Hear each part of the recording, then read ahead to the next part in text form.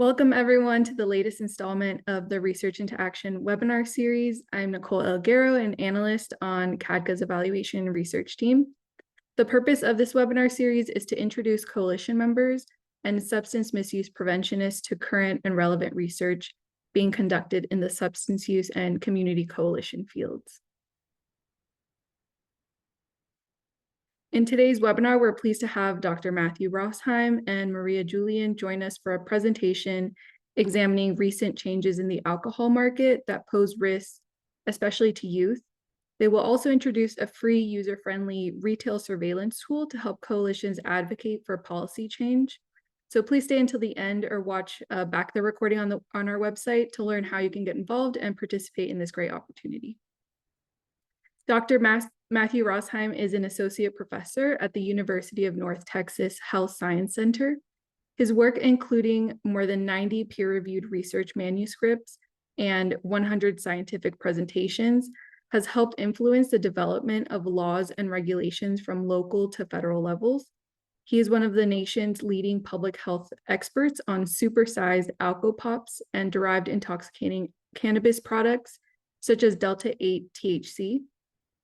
His related publications illustrate how these harmful intoxicating substances are made appealing and accessible to young people. His research has been cited in reports by the US Food and Drug Administration and the World Health Organization, as well as featured by BBC, CNN, CBS, NBC, NPR, Washington Post, and the New York Times. Maria Julian is the executive director of Counter Tools, a nonprofit organization that works to advance place-based public health. From startups to local governments in the US and abroad, Maria has led teams through the implementation of behavior change strategies to improve health outcomes. Prior to joining Counter Tools, Maria led a 20-member team in the implementation and evaluation of public health policy, systems, and environmental programs at a rural Appalachian District Health Department.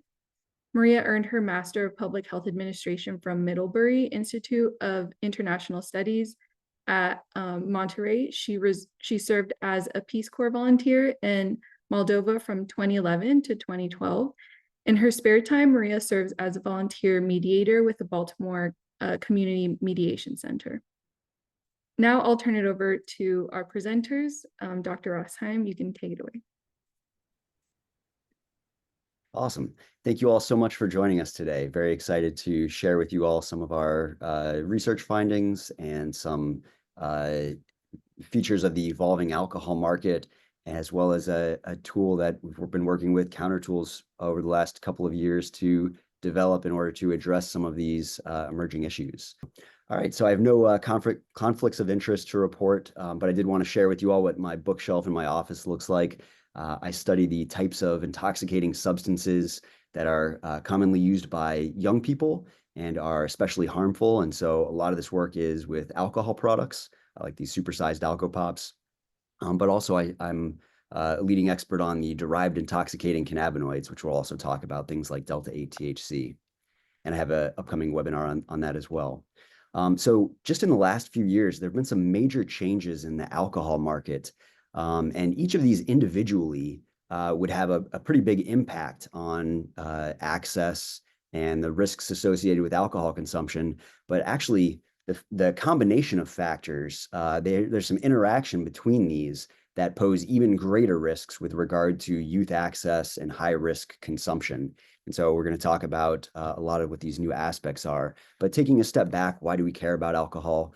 Some of you might be familiar with this, but the most recent statistics show that in the US alone, alcohol consumption is associated with about 178,000 deaths each year and costs about $1/3 trillion in negative externalities, costs not, in the transaction of just purchasing alcohol, but more on society. And that's because there's a lot of negative alcohol-related consequences that span across many different sectors in society. And so there's a variety of chronic health problems it causes, acute poisonings and injuries. It increases crime. It's associated with, it causes mental health problems and social problems, reduces productivity. And it's important to note that it's not just the individual consumers who experience this, but there are significant harms that are borne by people who aren't, choosing to drink experience around them, including intimate partner violence, traffic injuries, child neglect, and broader social and economic burdens. Um, as you can see here in the chart, we've seen some great progress over the last 50 years in terms of reducing underage drinking. In 1975, it was about 85% of 12th graders had consumed alcohol in the past year, and it's down to just under half right now. But still, nearly a fourth of 12th graders had consumed alcohol in the past 30 days.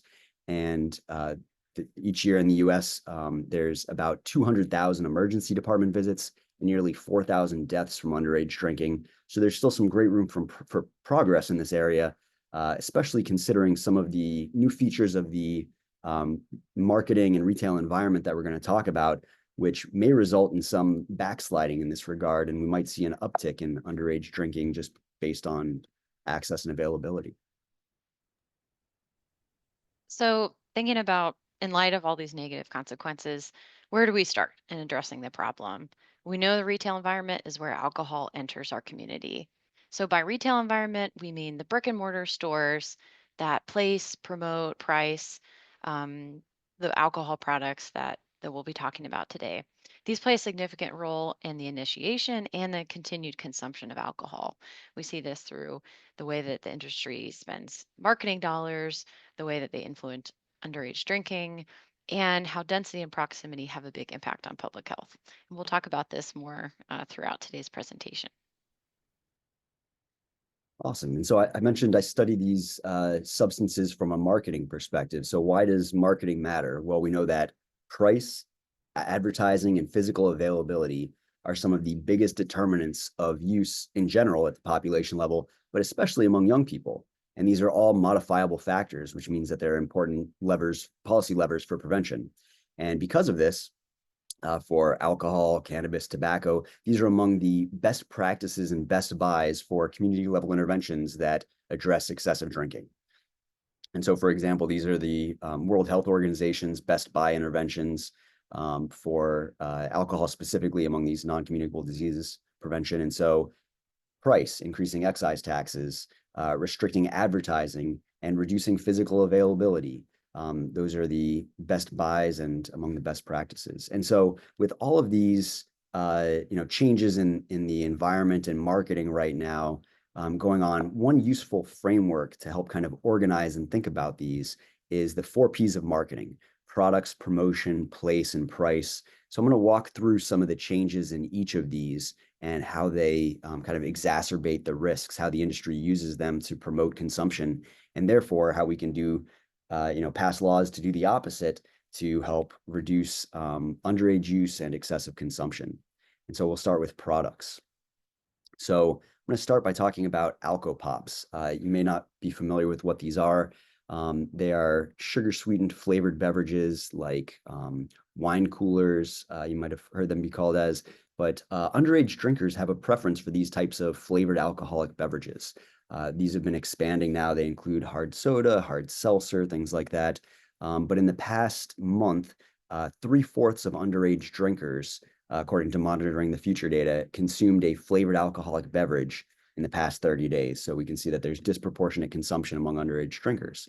And this is concerning because these types of products are increasing in not only the number, there's, like I said, hard seltzers, hard sodas, hard tea, hard lemonade, but they also tend to, once they get introduced in the market, increase in size and alcohol content. So usually when they enter the market, they're about 12 ounces and 5% ABV, so about one standard drink. But then they usually about double their alcohol, their liquid volume, and raise their alcohol by volume to 8% or even higher, 12%, 14%. And so they can have 3, 4, 5, even up to almost 6 standard alcoholic drinks in a single can. And so these products nowadays are pushing the limit in terms of alcohol content. So these are products that are commonly sold in most states in the gas station, convenience, neighborhood stores that don't require a liquor license. And so, Four Loko was one of the first ones to push the alcohol content. Fireball, you've probably heard of. They offer a 16.5% ABV, so they're pushing the limit of what's allowable in non-liquor stores. And then other new ones of concern include ones by Minute Maid. And then I just saw this one recently on my drive back from San Antonio to Fort Worth. This fruity cereal party drink, Slamsies, 15% alcohol by volume. And so it's concerning because just 2 of these supersized Alco Pops has the same alcohol content as 11 Alco Pops or 11 standard alcoholic drinks. And so we know what affects intoxication levels, and therefore the risk of drinking is not only how much alcohol someone consumes, but how quickly they consume it. And so this is also 1/3 of the liquid volume. So it affords young people the ability to consume it not only masks the flavor of alcohol, allowing them to more rapidly consume it, but it's less liquid that they have to consume as well, which can promote very rapid consumption. Beyond Alco Pops, young people, underage drinkers have a preference for supersized Alco Pops specifically. And so in the last year that there was a nationwide study on alcohol brand consumption among underage drinkers, nearly 1 in 10 had consumed a supersized Alco Pop in the past 30 days. And 6% consumed Four Loko specifically, meaning it was the most popular brand of supersized Alco Pops among underage drinkers. And they were more likely to consume supersized Alco Pops when they were able to select what brand they consumed. Either they bought it themselves or stole it or had someone else buy the product for them. So it indicates that there's a preference for these products. When they're able to choose what they drink, they're more likely to drink these products.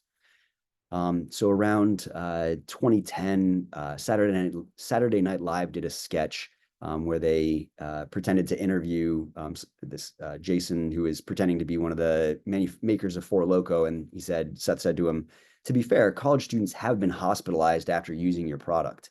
And he responded, "Yeah, after misusing the product, okay? These college kids are drinking the entire can. Now, what are they thinking? It's called servings, kids. You got to look at the side of the can." And so shortly after this, the Federal Trade Commission mandated a alcohol facts label on products like Four Loko with the intent of clearly communicating the alcohol content. And so this is the alcohol facts label that's still on it today. It shows 4 3/4 servings. But we were curious, does this actually communicate the alcohol content to consumers? And so what we did is we went out to colleges and handed empty cans of this product that bore the label. And we explained what a standard alcoholic drink was and asked them to, tell us how many standard alcoholic drinks were in it. And they grossly underestimated it. They usually thought it was 2 or 3 drinks, really based on the size rather than this facts label. So it didn't really accurately communicate the findings. They also noted, the Federal Trade Commission noted in their letter that just consuming one of these products is an unsafe practice. It constitutes binge drinking because it's one of these 12% contain 4.7 standard alcoholic drinks. So it's unsafe to consume in a single sitting. And so we, during the study, when we handed out cans of the product, we asked college students in Florida, Montana, and Virginia if they'd ever consumed the product, and if so, how much they consumed. And so one of the things that really shocked us was that among undergraduate students who had drank alcohol in their lifetime, nearly 1/2 of them had consumed Four Loko specifically. So very, very popular type of alcohol. And although 40% of our sample was 21 or older when they took the survey, 93% of them first drank Four Loko before they were of legal age to drink. 93%. And were they drinking the whole can? Yes, their first time drinking it, 58% consumed at least 1 can, and 10% actually drank 2 or more cans their first time drinking it. So engaging in really very heavy drinking. And among those who finished 1 or more can, more than 1/3 blacked out, and nearly 1 in 5 vomited their first time consuming 1 or more cans of these products. And so another thing that was really interesting was students in Montana had half the odds of blacking out and vomiting compared to students in Florida or Virginia. And the reason being is that in Montana, there's an 8% beer cap, whereas in Florida and Virginia, these products commonly have 12% or even 14% alcohol by volume now. And so not surprisingly, given that youth have a preference for these products and they have high alcohol content, they don't realize how high of alcohol content. When we looked at data at U.S. poison control centers, the calls to these poison control centers, we looked at underage drinkers and the percent of underage drinkers for alcohol generally versus for supersized alcopops. And we found that from 2010 to 2019, the proportion of calls for supersized alcopops was way higher. The proportion that were underage drinkers was way higher than for alcohol generally. And similarly, we looked at data from sexual assault cases involving alcohol, and compared to beer, those that involved supersized alcopops were more likely to involve victims that were a minor, so less than 18 years old versus an adult. And so if we've learned anything from all of this research on supersized alcopops, it's that if you have, sugar sweetened alcohol that is inexpensive, has high alcohol content, and is accessible to young people, that you're going to see, excessive harms that they experience in a variety of different ways. And so these issues are going to likely worsen as the alcohol industry expands the variety and strength of their ready-to-drink offerings. Another thing that's very concerning about this is the entry of soft drink companies into this space. For one, it raises concerns about marketing and advertising and brand loyalty, that they have products that like Mountain Dew and Coca-Cola and their green tea and lemonade that they can advertise to young demographics, and they use the similar branding on alcohol products now. And so it can increase demand for alcohol among a young demographic that has brand loyalty to these products. Coca-Cola and Pepsi are the two largest sponsors of sports. Also concerningly is the entry of THC products. And so with the federal farm bill, there's a lot of stores now, regardless of state cannabis laws. There are intoxicating cannabis products being sold in every single US state. I had a paper that was recently published on this in the American Journal of Preventive Medicine, and we'll be giving a webinar on this in November. But most states don't have minimum purchase ages for these products, and they're often sold in alcohol retailers next to alcohol products. And some of the marketing of this is very concerning as well. Like this product, if you didn't know what Delta 8 or D8 is, it says 0 calories, 0 sugar, 0 alcohol, 0 regret. It could be seen as a alcohol-free alternative, especially if you look at the cans. If you've never heard of D8, you might not realize that these are intoxicating cannabis products. So beyond the product's promotions, so on social media and other digital media forums, these are highly advertised.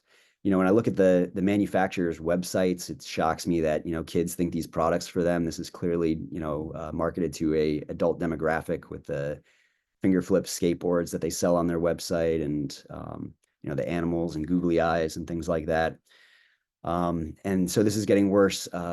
It's difficult on social media to now distinguish between, and we're seeing this issue with alcohol, tobacco, cannabis, to distinguish between paid advertising and organic user engagement, especially when there's industry sponsorship of influencers.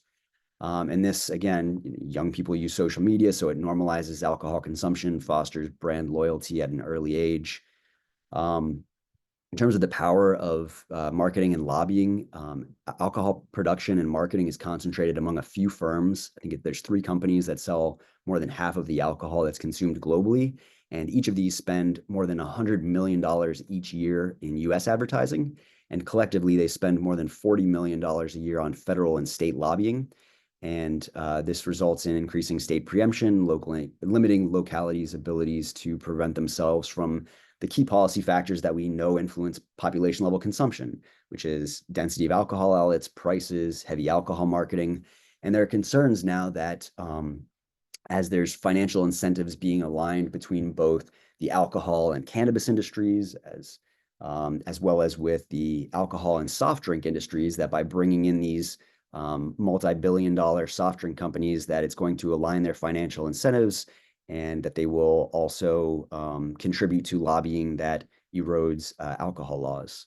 And as an example of just the power of industry lobbying, the World Health Organization has listed alcohol as a group 1 carcinogen, meaning we have the strongest level of scientific evidence that it causes cancer, right next to tobacco and asbestos since 1988. And so still to this day, there's no cancer warning labels on alcohol products. It just speaks to the immense power of the industry to push back against meaningful regulations. In terms of place, the three-tier system, if you're not familiar with this, it's designed to prevent monopolistic practices and really marketing at the point of sale, prevent manufacturers from largely influencing the retail environment in a way that would increase sales of their products. Soft drink companies don't have this. They're used to having influence on where their products are shelved and things like that. They pay up to $9 billion annually for premier product placement. This isn't allowed for alcohol. And so there's concerns that with the entry of soft drink companies, they're going to want to, circumvent or erode this system to sell more of their products. Relatedly, with third-party providers, there's an increase, especially in the wake of the COVID pandemic, of increasing alcohol delivery in general, but also alcohol delivery. Amazon is lobbying hard to be able to expand its alcohol sales. And there are major concerns with this with regard to adequate age verification, as well as how you can hold people accountable for not doing this, whether it's the company or if you can actually verify who it was who made the delivery and things like that. So there are major issues with that. Also, in terms of changes in laws during the COVID era, alcohol to go is a major issue in that many states saw this as a temporary way to help support local businesses, that bars and restaurants could sell alcohol to go. These are pictures from Nicole Holt and Texans for a Safe and Drug-Free Youth. They did a cart survey where they ordered alcohol to go, and in Texas, they're supposed to card as well as have them in a sealed, non-tamper-proof container. And as you can tell from the images that, they're not in these sealed. So it raises concerns about drinking and driving, as well as there was not very consistent age verification during these as well. And concerningly, this was, initially implemented in many states as a temporary measure, but many of these laws have not changed since. And so this is still ongoing. In terms of product placement, there are issues with where products are placed in stores. As you can see here, this was in Miami Gardens, Florida, and some retail assessments that they did there. You can see Four Loko right next to the milk and juice and chocolate milk. There are other widely circulated photos now of Hard Mountain Dew being right next to Kool-Aid or underneath Hot Wheels toys. And this raises major concerns, even Hard Mountain Dew next to regular Mountain Dew, in terms of not only advertising to young people, but also potentially unintentional consumption. And self-checkout. So there's a video on TikTok, and this is widely known among young people. We actually heard about this from when my doctoral student, Kayla, was giving a presentation. A high school student mentioned these with the kind of look-alike alcohol, non-alcohol versions. What they do is they'll take to the self-checkout one of these that has alcohol and one that doesn't have alcohol, scan the non-alcohol version twice, and then walk away with both. So in essence, it's theft, but it's a way for underage young people to be able to access alcohol that they may not otherwise be able to. And it raises questions about, if a store is not able to detect this, should stores that sell alcohol be able to have self-checkout? And one thing that interacts with all of these that raises major concerns is the proliferation of inexpensive, high-quality fake IDs available online that are very difficult to detect without using high-tech tools, and sometimes these technology even fails in identifying them. And so with self-checkout, alcohol available online for delivery and to-go sales, this just raises issues in terms of underage people's access. And then another major issue is price. And this is what we're focused on with our retail assessment, because this is a very widespread issue. Throughout the United States, alcohol is now at its cheapest between the erosion of taxes through inflation, as well as infrequent passing of laws to update the taxes. We have basically alcohol prices that are at historic lows once you adjust for inflation. So, talking a little bit more about price, we know effective alcohol pricing policy can mitigate a lot of the alcohol related harms that Matt has talked about. So, alcohol pricing policies, they're some of the most effective strategies we have to mitigate those harms. But how do we design and implement effective pricing policy? The effectiveness of a pricing policy really depends on the current prices of alcohol products, especially a lot of the products that Matt has talked about today, the ones that are the least expensive ones. So that's why retail assessments are a critical piece of this for getting accurate understanding of what the pricing are of those products. But identifying the least expensive alcohol products available in brick and mortar retail stores is really challenging. There's a vast number of brands available, there's different package sizes, varying liquid volume, a wide range of alcohol by volume percentages, and all these things really complicate our ability to make those direct price comparisons. So, in short, the work is critical, but it's also messy and really challenging. And if any of you have tried to conduct any kind of assessments around alcohol related pricing or other product details, it can be really complicated. So that's why we're excited to share with you today a tool that equips coalitions with the ability to collect accurate pricing data through retail assessments. But more on that in a little bit. Awesome. So yeah, as Maria was mentioning, it would be very challenging even to walk into a single store and figure out what the least expensive alcohol product is. Some stores have hundreds or thousands of different alcohol products with different sizes, ABVs, prices for different, containers. And so it could take, me personally with a calculator, it could take me days in a store to figure out what the least expensive was.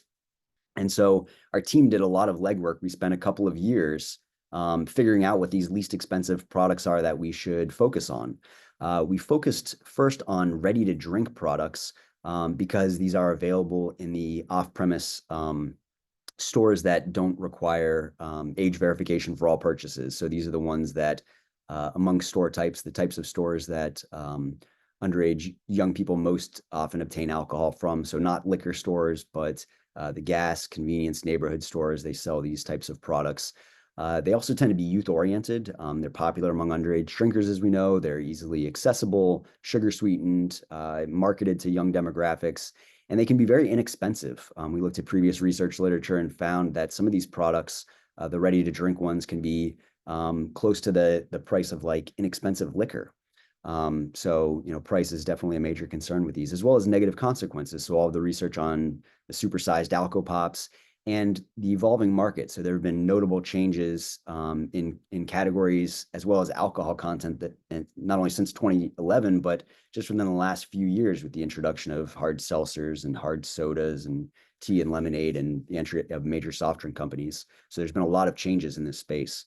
So what we did is we looked at, we excluded distilled spirits and wine, but we included beer, malt liquor, cider, the flavored alcoholic beverages or alco pops, the hard beverages like seltzer, soda, tea, and lemonade, and then whatever like Fireball cinnamon is supposed to be. So we considered a lot of different factors in which ones to focus on: the availability, their price, how youth-oriented they seem to be. And we wanted some variability in these products in terms of their prices, their alcohol content, their product category, relative newness to the market, parent companies, total liquid volume.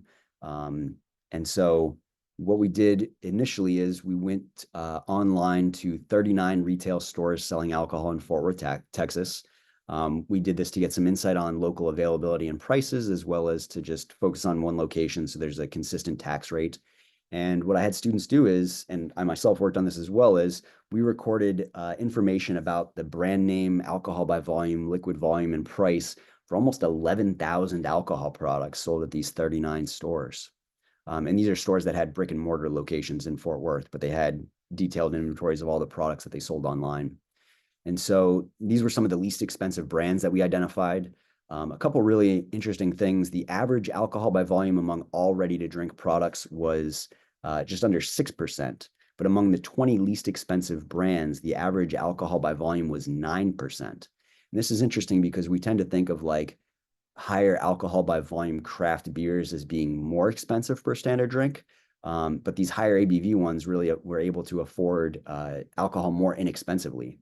And then also we tend to think of like more bulk purchases. If you buy like big cases of, 24 or 30 packs, they tend to be less expensive. But actually 70% of the least expensive 20 brands were available in single serve containers, showing that these are not only have low retail price points individually, but also offered relatively inexpensive price per standard alcoholic drink as well.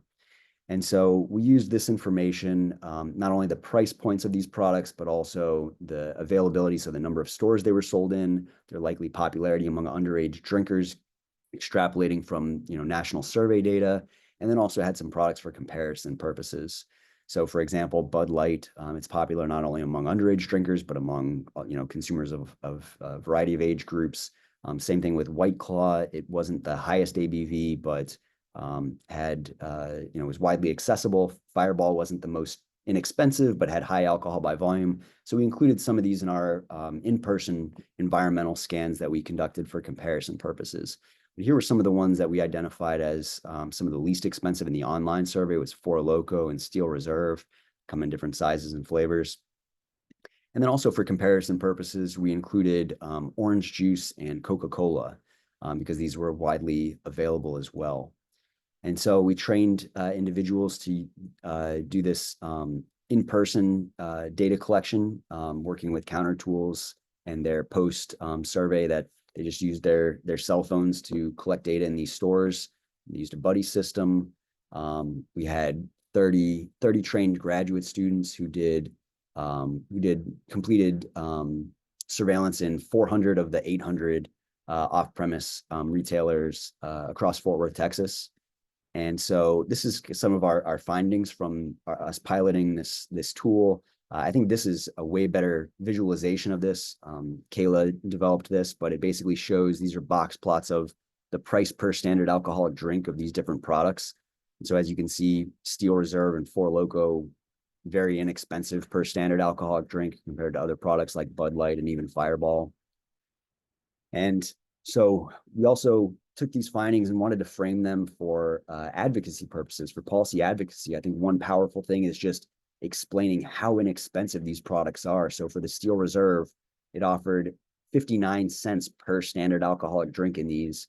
And the Four Loko products that were 14% was 67 cents per standard alcoholic drink. So, it's shocking. I was just in DC recently. And so looking at the menu of the drinks that were like $8 to $14 for a small mixed drink, but seeing what's, widely available in gas convenience stores and their prices can be relatively shocking to individuals who aren't familiar with these prices. Also to frame it for advocacy purposes, we did some comparisons. So for example, in Fort Worth, Texas, if you had just $10, you could purchase 46 ounces of Simply Orange juice, or you could purchase 80 ounces of Coca-Cola, or for the same amount of money, you could purchase 126 ounces of Steel Reserve malt liquor, equaling 17 standard alcoholic drinks, just for $10. And for just $1 more, you could get almost the same amount of alcohol, 16.45 standard alcoholic drinks, but in the fruit-flavored Four Loko, 14%, and only have to consume 70 ounces rather than 126. And so this is one standard drink for every 4.3 ounces consumed. And so I feel like these are, in terms of framing them for advocacy purposes, very helpful to illustrate just how cheap alcohol is. And as Maria mentioned, the impact of pricing policies, taxes, minimum unit pricing, it depends on a knowledge of how expensive, the least expensive products are. And so our study findings really help inform, retail surveillance that can be useful for advocacy purposes. And so I think we have enough time. I want to do a quick activity. I use this also to help explain, how much alcohol is available in terms of the risks from consumption. And so in Fort Worth, Texas, right now, for on average for $11, you could get 17 standard alcoholic drinks from 3 Four Lokos, or 9 standard alcoholic drinks from Bud Lights, and have to consume 11 of them. And so what I want you all to do is pull out your either cell phone calculator, or on your computer, pull out your calculator. And I want you to figure out how heavily intoxicated you would be if you drank just $11 worth of Four Loko at the average store in Fort Worth. And so for men, if you enter in your calculator 63.75, and for women, if you enter 76.5, so for men 63.75, women 76.5, and then hit divide and divide it by your body weight in pounds, and hit equals after you divide it by your body weight in pounds. So after you hit equals, subtract 0.034. We're going to assume that it took you 2 hours to drink those 3 cans. And I want you to go ahead and post in the chat what your, after you subtract that and hit equals, what would your blood alcohol concentration be after consuming $11? Okay, 0.255, 0.32, 0.3, 0.44, 0.47, 0.55. Okay, so to put it in perspective, the per se legal driving limit for across the U.S., the federal law is 0.08. So you're assumed to be impaired if you're over a 0.08. And so if you're in the 0.3 something, you're like 4 times the per se legal driving limit. Those of you in more of like the 0.4 to 0.5 range, that's potentially a lethal dose of alcohol for you. I think around 0.45 is the LD50, where about half of people die. And keep in mind, we're all adults here. And so for kids who have lower median body weight and are more inexperienced drinkers, this is even more risky. And so, unfortunately in Canada, there was a case where a 14-year-old girl got her hands on 3 of these products during her lunch break and was found dead the next day. And so after that, the Canadian government actually reclassified these products throughout Canada to limit their alcohol content to 1.5 standard alcoholic drinks throughout Canada. And meanwhile, in the US, we've had numerous deaths related to these products, and still no meaningful regulations in terms of regulating their alcohol content. I also put here as an example of the alcohol content, this is the same amount of alcohol as a fifth of vodka, but can be purchased oftentimes more inexpensively. So even though we're at historic lows in terms of alcohol prices, there are many states that have had successes with passing tax laws in recent years. Have some examples here of states that have passed related laws. You can look up what your own state's tax laws are, including when they changed most recently, by scanning this QR code or visiting the Alcohol Policy Information System website, and looking and seeing for your state what your current taxes are and when the most recent change was. And so a lot of policies are really needed. What we're focusing on for this current retail assessment is price. There's a big need to modernize tax laws to keep up with inflation and to account for the increasing alcohol content of these products. But there's also a lot of regulations needed in terms of the products, limiting the alcohol content in Alco Pops like they did in Canada, limiting the alcohol content in non-liquor stores, prohibiting co-branding with products that are marketed to young demographics. With regard to intoxicating cannabis products, THC products should be clearly excluded from the federal definition of hemp. It makes no sense to regulate intoxicating products as if they're not intoxicating. And the FDA should continue to issue warning letters, seize products, and take federal actions against companies that continue to market THC beverages. The FDA has noted that THC is an unsafe food additive. And so it's not approved for food and beverage products. In terms of promotions, the Federal Trade Commission and the Alcohol and Tobacco Tax and Trade Bureau, they'd be enforcing stricter controls, particularly on limiting youth exposure to alcohol ads, especially on social and digital media platforms. And they should mandate clear labeling of alcohol content and cancer warning labels. In terms of place, we need stricter age verification processes, especially for delivery services and to-go sales. We need laws and enforcement regarding alcohol product placement, potentially prohibiting self-checkout for stores that sell alcohol products, and then implementing laws to prevent the production and use of fake IDs and improved technology to be able to detect these IDs. In addition to all of these, we need to try to get rid of state preemption, and we need local laws to local governments to address the sale of the high-risk products in certain areas. We found there are studies that show that prohibiting the sale of these products in either specific stores or in counties or wards is associated with reductions in crime surrounding those areas or in those areas. And we need more retail surveillance at the local level to help assess these issues, as well as for enforcement of existing laws. And we need more funding for this type of work. So I'll turn it over to Maria. Thanks, Matt. So I'm going to talk more about the tool that Matt and his team utilize in Fort Worth and how you all can have access to it as well. But first, just to help you understand where I'm coming from, I work with Counter Tools.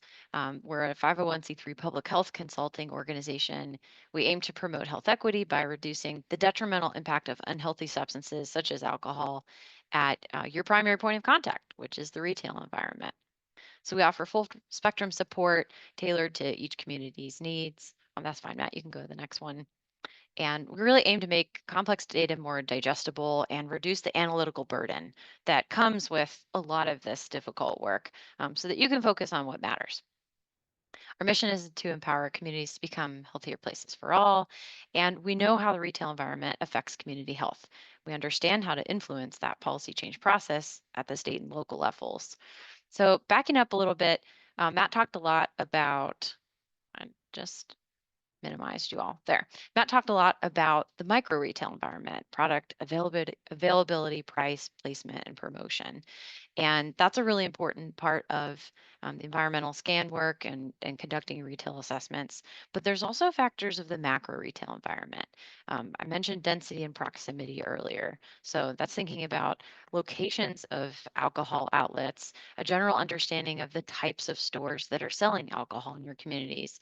And then you can overlay that with neighborhood demographics or look at the proximity of where these retailers are to places you care about, like schools. So we've done this work all over the country, and we've learned a lot from looking at both those micro and macro level factors of the retail environment. And on a broad scale, there's a lot of reasons why we encourage folks to conduct store assessments. Um, you could go to the next slide, Matt.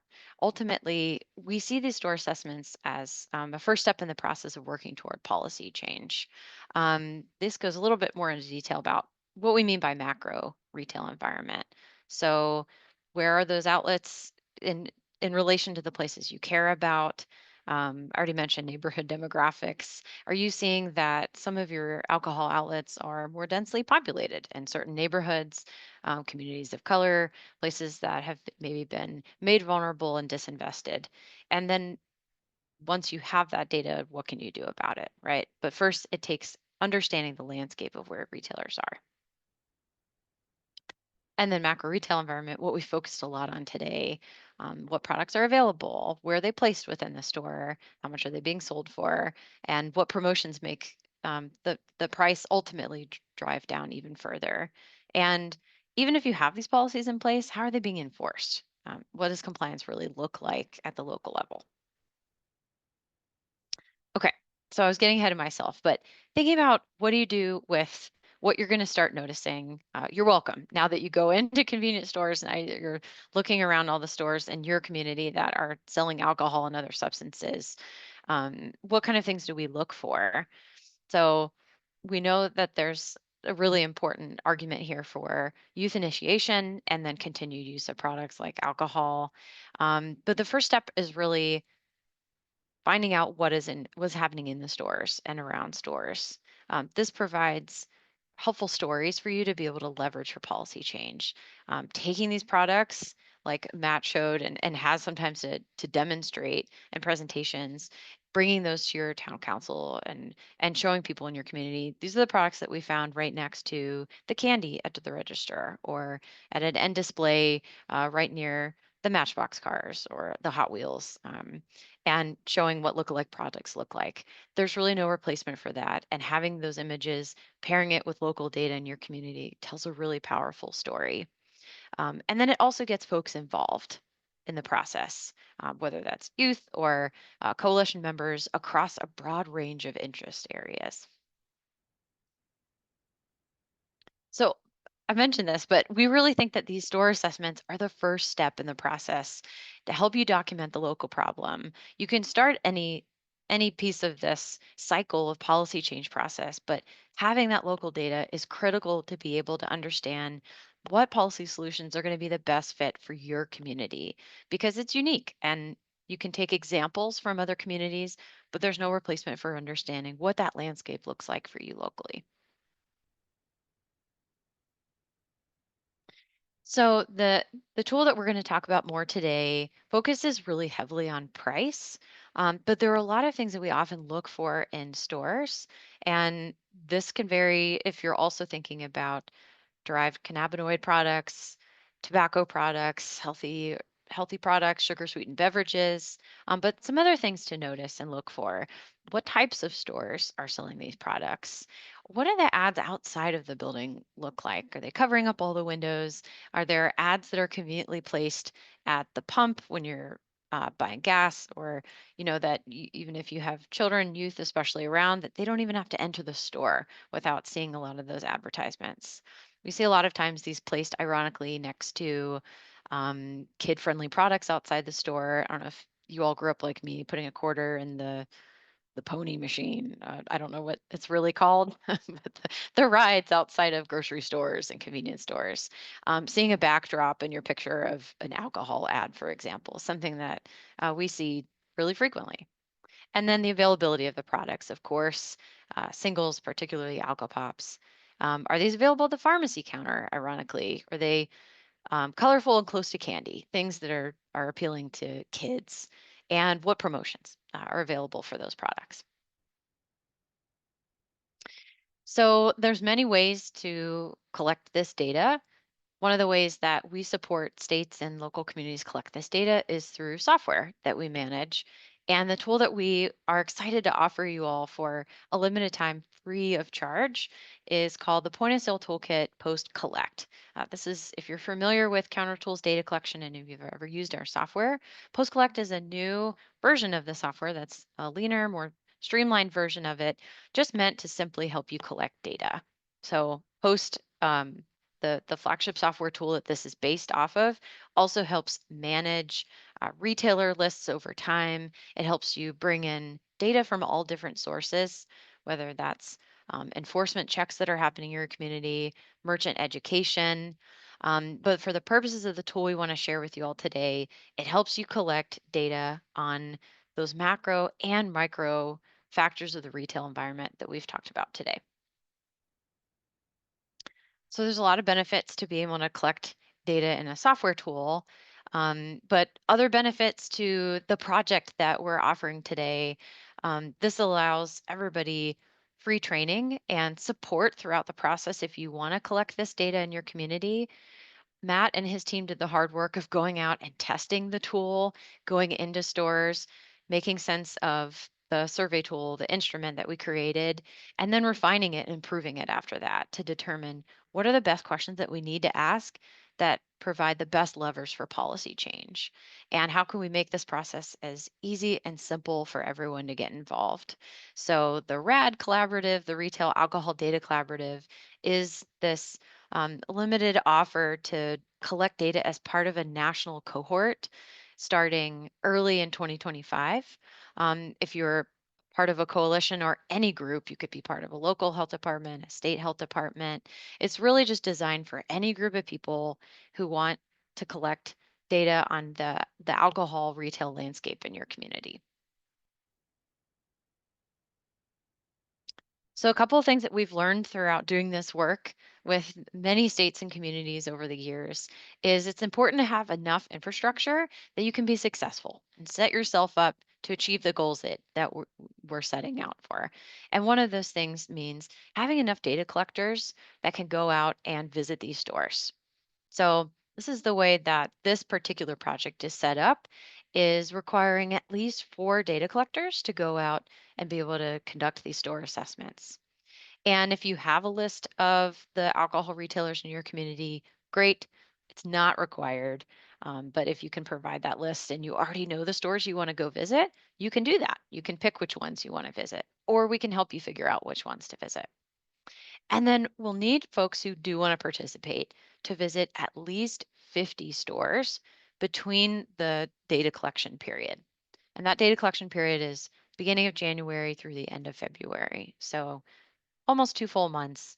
If you are part of a coalition or are focused on a geographic area where you know that you wouldn't be able to collect 50 of these assessments, that's okay. You could consider teaming up with folks, coalitions, or health departments or other groups that are geographically close to you and group together to make sure that you have enough of a sample size that we can work with.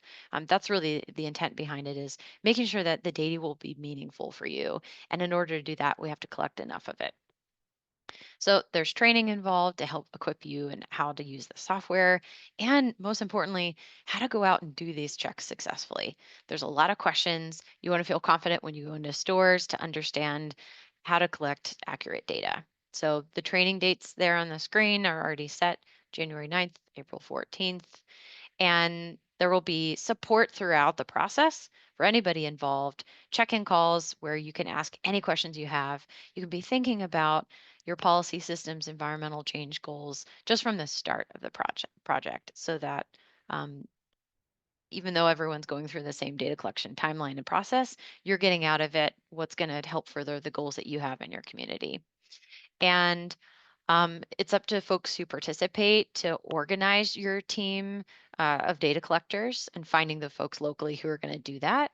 And then as part of the project, folks from Matt's team at University of North Texas Health Science Center and folks from CounterTools will have access to your data to be able to support you through the process. But at the end of this, coalitions, groups who collect your data, you own that data. It belongs to you and no one else. We're just here to help support you through the process. Some of these dates were mentioned already, but right now is the time to complete the really quick, hopefully simple application process if you want to become involved.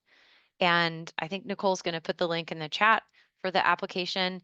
The application closes, let's see, 20 days from now. And we hope that it takes you less than an hour to complete. We'll let you know right after you've applied, by the end of this month, whether you are accepted. And really the point is to allow everyone the chance to participate who wants to be involved. So if you know that you can meet those requirements shared, then you know that you can participate in the collaborative, and that support through the planning process will happen the end of this calendar year, so that we're all ready for data collection to kick off the beginning of January. And again, that data collection period will happen January through the end of February. And then we'll spend a lovely March cleaning and analyzing everyone's data, and then come together in April to see what findings we have from everybody nationwide, whether you're from just a county or a group of coalitions in your local area to an entire state participating.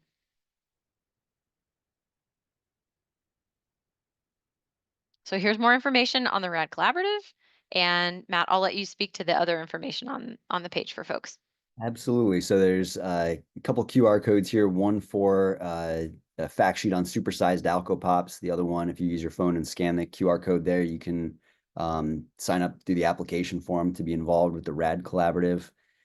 One question that I wanted to answer in advance was how long these store assessments should take. So we spent years developing this so that hopefully it only takes you about 15 to 20 minutes to conduct them.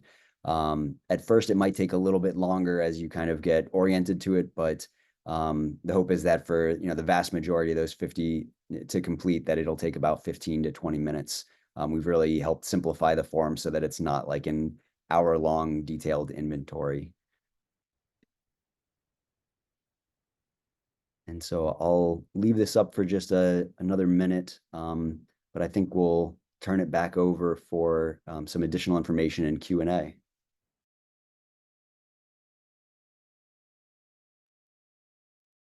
Yes, so we'll move on to Q&A in just a minute. We'll give you time to scan that QR code. So if you have questions, you can start typing them in the Q&A box.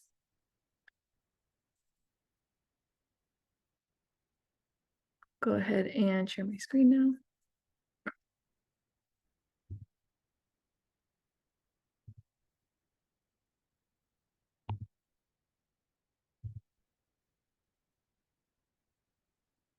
All right.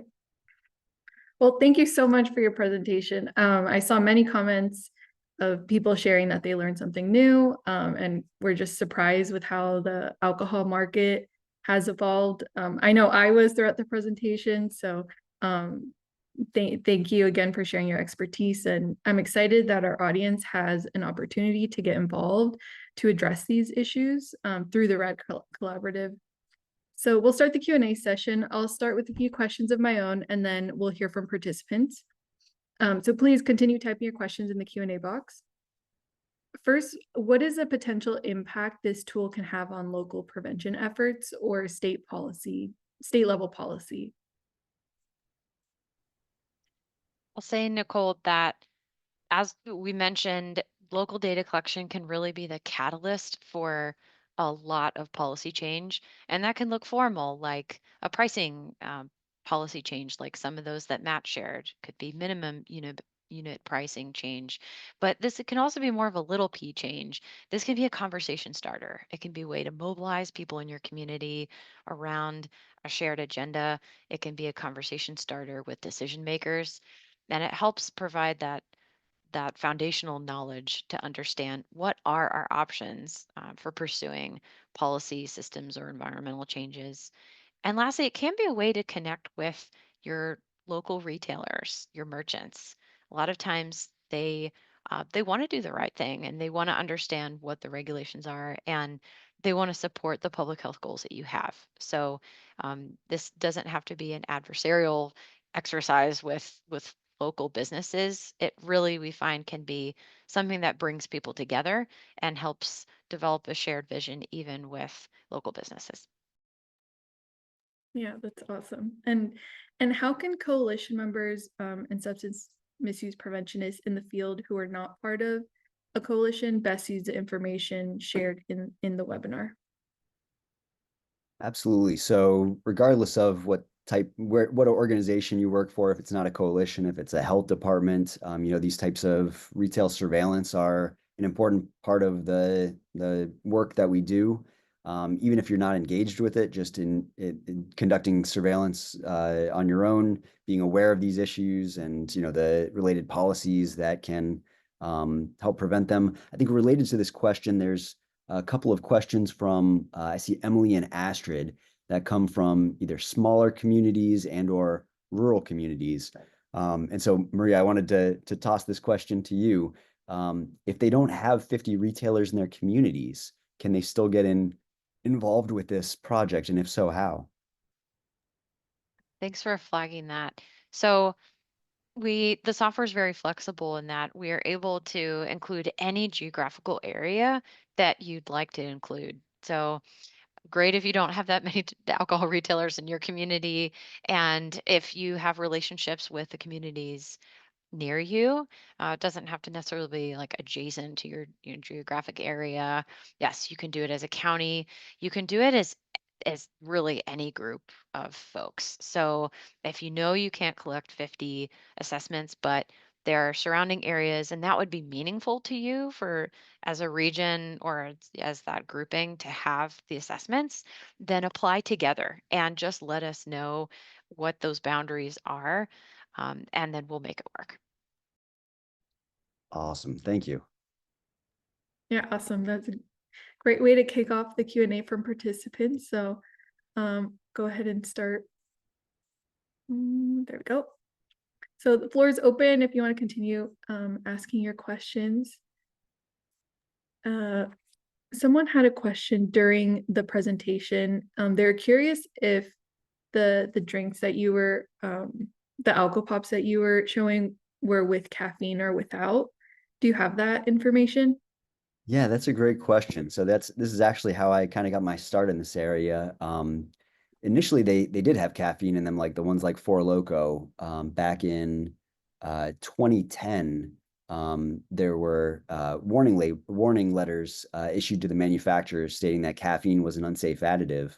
And they actually cited some of the research studies that I'd been involved in as an undergraduate student. So that got me interested in these products. And so now that they've taken the caffeine out of them, the only thing still risky about them is literally everything else still about them. Their high alcohol content, their low price, their retail availability in the types of stores accessible to young people, that people don't understand the alcohol content. It's sugar sweetened and widely available in communities disproportionately in low income communities of color. And so literally everything else about these products are still problematic. That's just the caffeine that got taken out of them. So yes, great question. All these studies that I've done since have been on the non-caffeinated versions. Oh, yeah, that's great insight. I didn't know that they had caffeine in the first place and then they were removed. But like you said, a lot of work to do still. So since 5% ABV is considered a standard drink and Four Loko is 12% ABV and 4.75 servings, is that then 10 plus standard drinks per can? Great question. So the ABV calculation, standard drink calculation, is if it's 5% alcohol by volume and 12 ounces, that's one standard drink or 0.6 ounces of ethyl alcohol. And so because it's 12% and 23.5 ounces, it's 4.7 standard alcoholic drinks. However, with the 14%, it's now 5.5 standard alcoholic drinks in a single can for the 14% alcohol by volume versions. Okay, thank you for clarifying. And someone asked if we could share the mathematical instructions again to share with their group. I can include that in the follow-up email, so you can share that. But that was a great practice. I did it myself and I was shocked. Awesome, thank you. Someone had asked for guidance on how to select retailers in your area when participating in the RED Collaborative. Yeah, thanks for asking that. Matt might have some thoughts to add to this, but you do not need to make those decisions right now. Right now, as part of the application process, we're asking folks to submit the entire alcohol license or retailer list if you have it. These are usually publicly available in your area, but we will work with each individual group to determine how to select the retailers you're going to visit. Do you want that to be a convenient sample? Do you want that to be a random sample? Are you looking especially at stores that are near your schools?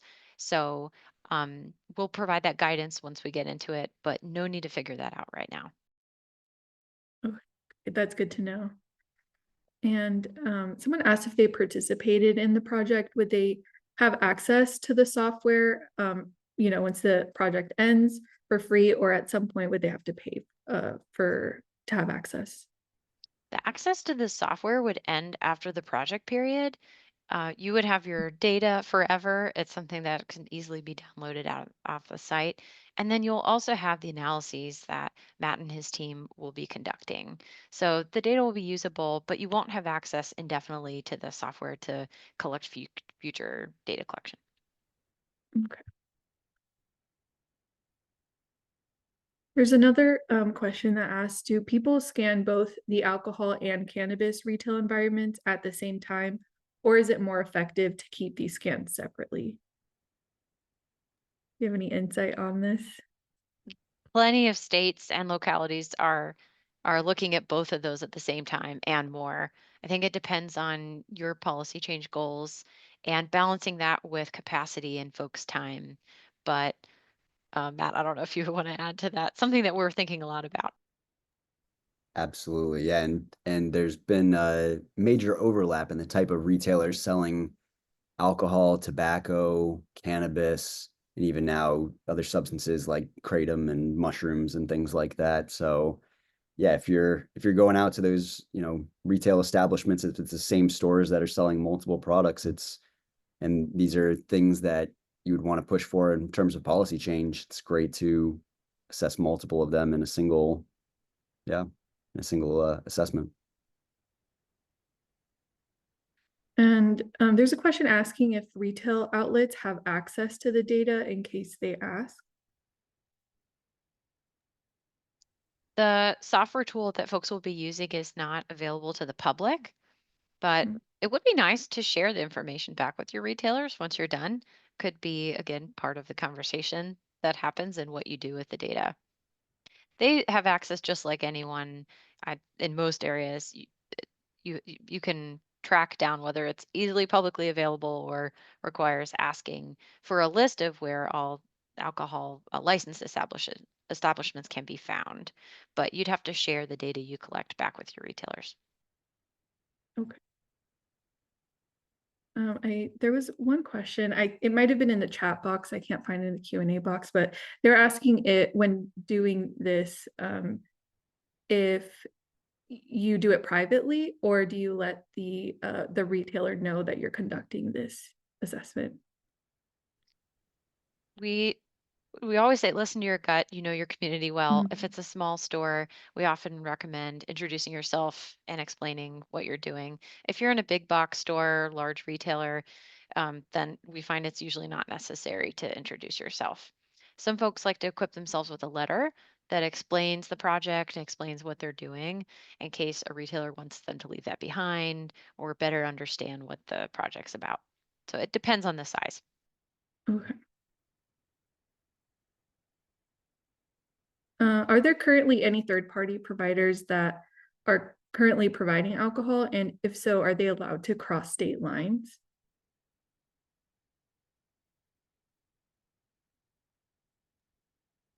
That's a good question. I don't know the answer to the latter part of crossing state lines, but there are Mhm. third-party providers that deliver alcohol. Yeah.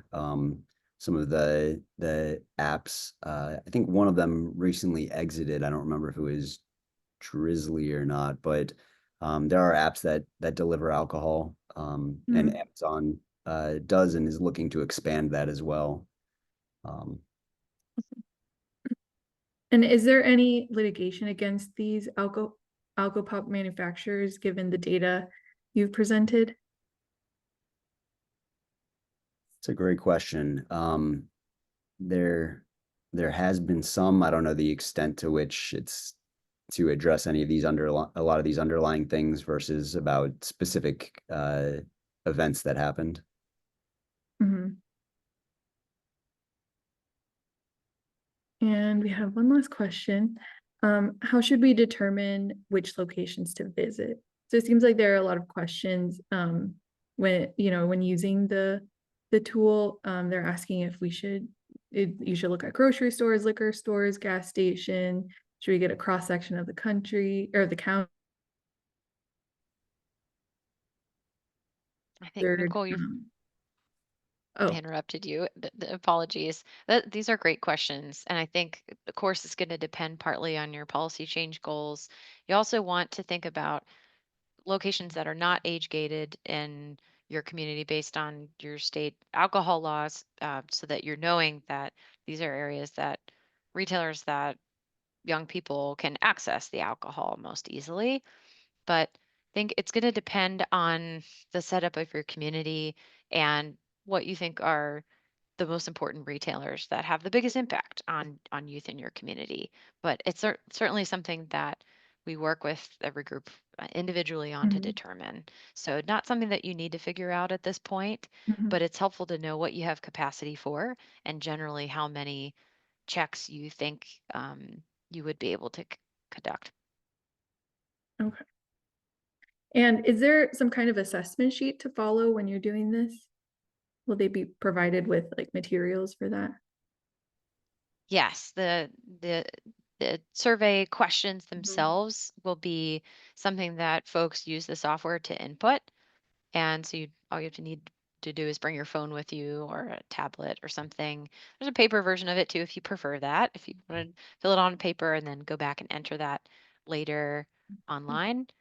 And um, I think was there a second part to that question I missed, Nicole? No, that was all. Just is there an assessment sheet to follow? Yeah. Thank you. Yeah, so there's an online version but the option also to have a paper format. Yes, I Oh, remembered I was going to share that folks will be trained on how to complete mhm, those those questions because they can be tricky with different sizes and product types. mhm. Okay, well, thank you. Those are all the questions we have. And so just a few reminders before we end. This is the webinar evaluation. So please take a couple minutes to complete the evaluation for the webinar. You can scan this QR code with your phone's camera, or you can type the link into your browser.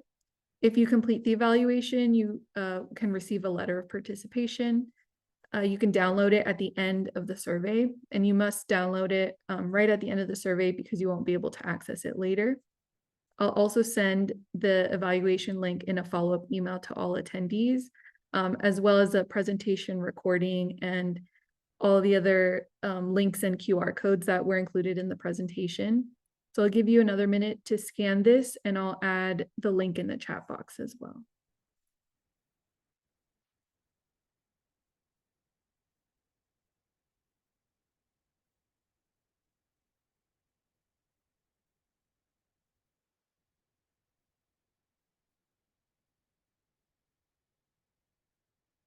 All right, and please mark your calendars for the next Research into Action webinar. We have it scheduled for November 19th at 1 p.m. And I'm really excited to host Dr. Rosheim again. He will be joining us, but this time on a cannabis-related article. The registration link will be shared in the next couple of weeks, so keep an eye out for all the newsletters from CADCA and the Coalition's online newsletter as well. We also want to take a moment to acknowledge that October is Substance Use Prevention Month. Thank you for all you do in the prevention field. Prevention Month is a key opportunity to elevate the national conversation and showcase prevention's positive effects on communities across the country. SAMHSA has various ideas and resources, including toolkits and trainings for you to tell your prevention story. You can visit SAMHSA's website to learn how to get involved. I'll also include the link in the chat box at the end of the presentation. And that's all. Thank you, Matt and Maria, for sharing your expertise on the evolving alcohol market and a great way for our audience to get involved. I hope everyone takes advantage of making a difference in their community and shares this presentation with their colleagues as well. If anyone in our audience has evaluation or research related questions, please reach out to CADCA's evaluation and research team at evaluation@cadca.org. Thank you for your continued support. Please remember to complete the evaluation, and we'll see you next time.